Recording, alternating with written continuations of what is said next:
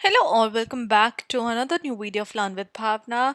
हम देख रहे हैं अपने important questions and answers for MPS 003 जो कि आपके जून 25 एग्जाम में आ सकते हैं। हमने ऑलरेडी 4 क्वेश्चन कंप्लीट कर लिए हैं। ये हमारा क्वेश्चन 5 है जहाँ पे हमें बात करनी है nature of caste inequalities in India and उनका क्या इम्पैक्ट हमें देखने को मिलता है डेमोक्रेसी के ऊपर। डेफिनेटली ये आंसर काफ़ी ज़्यादा इजी टू अंडरस्टैंड है, but when there comes democracy की क्या इम्पैक्ट रहेगा डेमोक्रेसी के ऊपर, तो हमें इन दोनों को इन रिलेशन देख के चलना पड़ेगा, right. So when we talk about caste, तो ये one of the oldest and most complex social hierarchy India में। आपको पता ही होगा इंडिया इज़ मेनली जो इंडिया को स्टडी किया गया था या फिर डिफ्रेंशिएट किया गया था लोगों को, वो कास्ट के ऊपर ही किया गया था।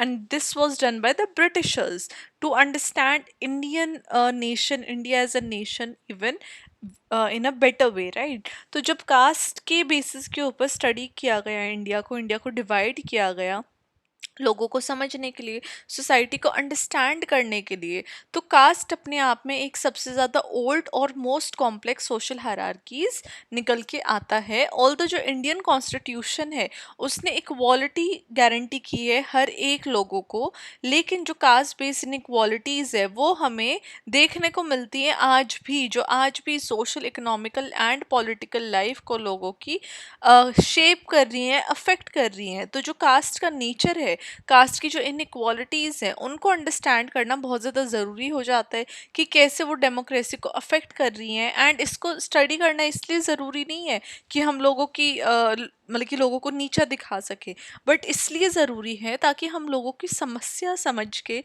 उसके लिए प्रॉपर सॉल्यूशन ला सकें। तो जो डेमोक्रेसी कैसे अफेक्ट हो रही है कास्ट इनइक्वालिटीज़ की वजह से, तो वहाँ पे ये अपने आप में इंडिया के लिए एक बहुत बड़ा चैलेंज बन जाता है एक मॉडर्न डेमोक्रेटिक स्टेट के अंदर। बिकॉज जब तक there are inequalities, how come India can be a democratic state, right. तो डेमोक्रेसी में तो क्या है, everybody is equal, but caste inequality, यहीं पे जो चैलेंजेस है और यहीं पे जो इम्पैक्ट है डेमोक्रेसी का, वो अब हमें इस आंसर का जो जो क्वेश्चन पूछा गया है, राइट, उस क्वेश्चन का हमने आंसर यहीं पे दे दिया है एग्जामिनर को। तो जो आपका फर्स्ट पैराग्राफ होता है वो इंट्रोडक्शन का होता है, इस तरीके से जो आप अपना इंट्रोडक्शन है वो एग्जाम में राइट करेंगे। नाउ कास्ट इनइक्वालिटीज का नेचर क्या है।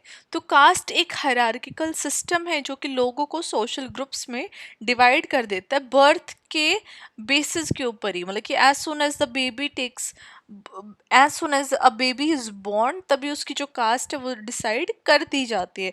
ट्रेडिशनली इसको हर एक एस्पेक्ट ऑफ लाइफ में कास्ट ने गवर्न किया है, चाहे वो ऑक्यूपेशन हो, मैरिज हो, सोशल स्टेटस हो या फिर सोशल इंटरेक्शंस हो। हर कहीं पे हमें जो कास्ट है एंड जो कास्ट की जो रूल्स हैं वो हमें देखने को मिलते थे। At the top of the hierarchy so called upper caste आती हैं। वहीं पे जो एससीज हैं, जिनको दलित बोला जाता था हिस्टोरिकली, या फिर एसटीज हैं, उन्होंने हमेशा डिस्क्रिमिनेशन, सोशल एक्सक्लूजन फेस किए अपनी just on the basis of their caste. लेकिन जितने भी कॉन्स्टिट्यूशनल सेफगार्ड भी आए हैं जिन्होंने कास्ट डिस्क्रिमिनेशन को हटाने की कोशिश की है, बट स्टिल जो कास्ट डिस्क्रिमिनेशन है वो हटा नहीं है, वो मल्टीपल फॉर्म्स में आज भी सोसाइटी में देखा जाता है।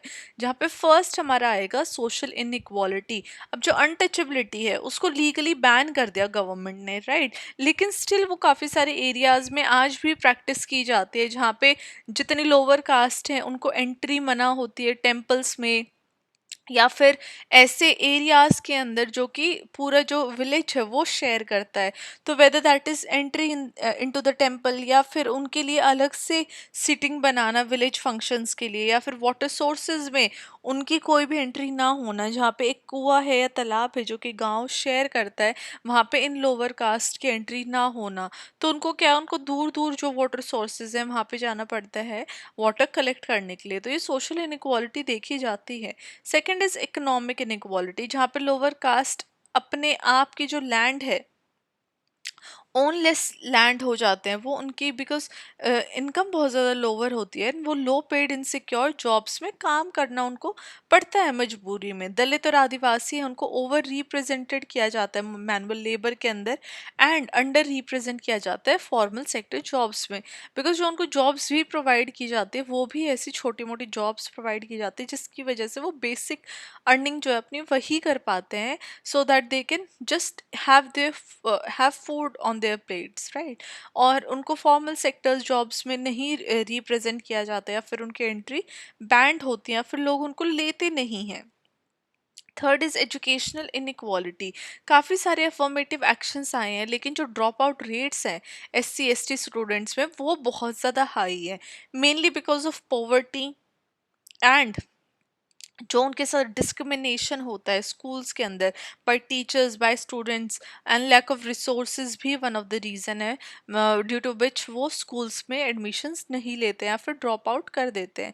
Fourth would be violence and atrocities. अब कास्ट बेस्ड वायलेंस, चाहे वो दलित कम्युनिटीज़ के ऊपर अटैक हो या फिर ऑनर किलिंग हो इंटरकास्ट मैरिजेस के अंदर, वो आज भी कंटिन्यू है, एंड आज भी उसके काफ़ी सारे केसेस हमें देखने को मिलते हैं ना। इसकी वजह से, कास्ट इनइक्वालिटीज़ की वजह से डेमोक्रेसी के ऊपर क्या इम्पैक्ट आ रहा है?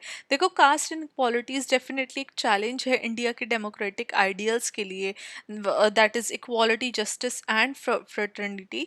जहाँ पे जो डेमोक्रेसी है वो प्रिंसिपल्स के ऊपर बेस्ड है कि हर एक सिटीजन के पास इक्वल राइट और अपॉर्चुनिटीज़ होने चाहिए। लेकिन हम देख रहे हैं कि जो कास्ट बेस्ड हायरार्कीज़ हैं उसकी वजह से इतने ज़्यादा बैरियर्स बन गए हैं कि हर किसी को इक्वल राइट्स एंड अपॉर्चुनिटीज़ नहीं मिल पा रही हैं। तो यहाँ पे first of all undermining equality, जब लोग डिस्क्रिमिनेशन फेस करते हैं कास्ट की वजह से, तो वो अपना जो फंडामेंटल राइट्स है उसको फुल्ली इंजॉय नहीं कर पाते हैं।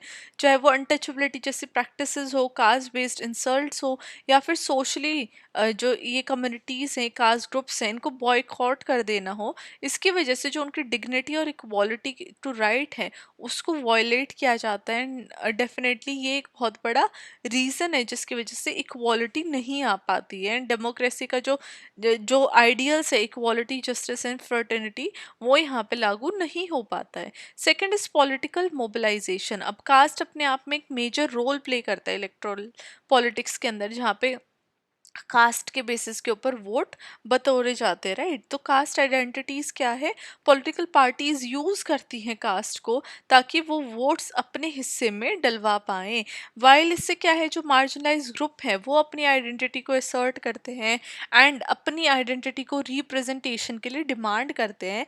फॉर एग्जाम्पल दलित पार्टीज हो गई, बहुजन समाज पार्टी, ये भी लीड करती हैं कास्ट बेस्ड वोट बैंक को, जहाँ पे वेट्रोनेज पॉलिटिक्स और कई बारी कास्ट वायलेंसेस भी हमें देखने को मिलते हैं इलेक्शन के टाइम पे।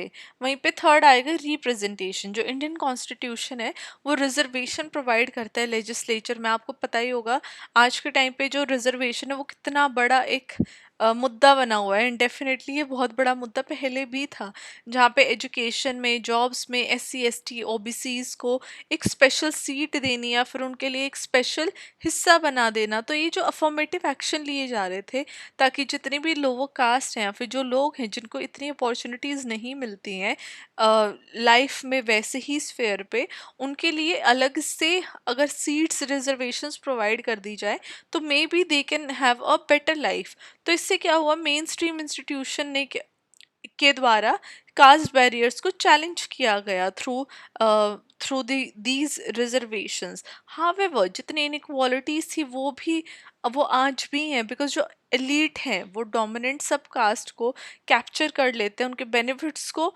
कई बारी लिमिट कर देते हैं सिर्फ पुअर के लिए। तो जो रिप्रेजेंटेशन है यहाँ पे भी जो फुल बेनिफिट है उस वो इनको स्पेशली जो लोअर कास्ट है उनको नहीं मिल पा रहा है।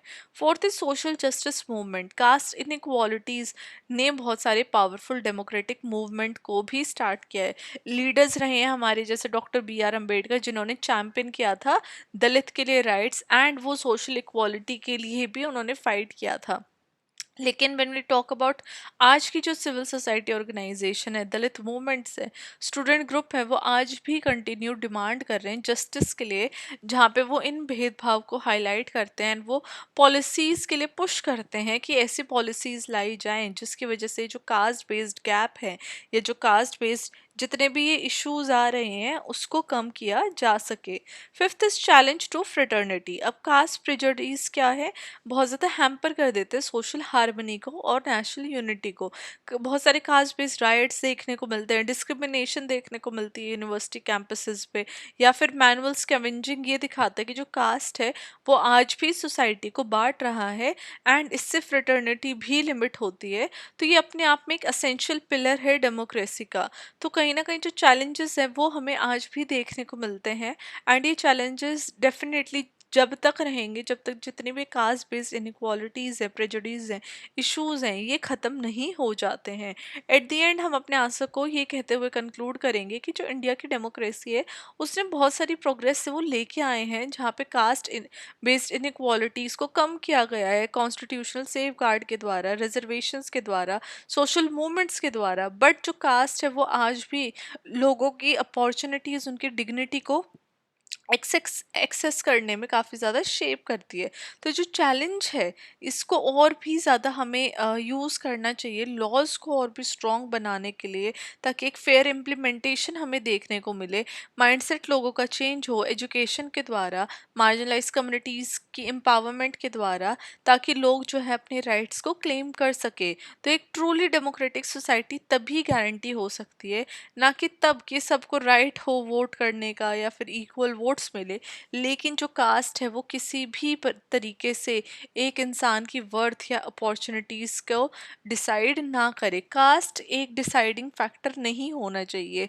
तो जो कास्ट इनइक्वालिटीज़ हैं उनको ब्रिज करने के लिए देयरफॉर इंडिया की डेमोक्रेसी के लिए बहुत ज़्यादा ज़रूरी है कि इंडिया की जो डेमोक्रेसी वो इंक्लूसिव एंड जस्ट बन सके हर एक पर्सन के लिए, नो मैटर वो किस कास्ट से या किस बैकग्राउंड से बिलोंग करता है। तो ये हमारा क्वेश्चन 5 था, जहाँ पे हमने कास्ट इनइक्वालिटीज़ को जाना कि क्या नेचर है कास्ट इनइक्वालिटीज़ का with in India at today's time, right, and उसका इम्पैक्ट हमें डेमोक्रेसी के ऊपर क्या देखने को मिलता है। आई होप आप लोगों को ये क्वेश्चन समझ में आया होगा। It is a very easy basic question, काफ़ी इंटरेस्टिंग भी है। Let me know how do you like the explanation. अगर कोई भी आपके मन में डाउट है, कन्फ्यूजन है, and if you really like the video, तो वो भी आप मुझे कमेंट में बता सकते हैं। बाकी चैनल को ज़रूर सब्सक्राइब करिएगा if my videos are helping you in any way possible, and I will see you very very soon with another video with question 6. Till then, keep on studying and all the really best for your exam. Bye.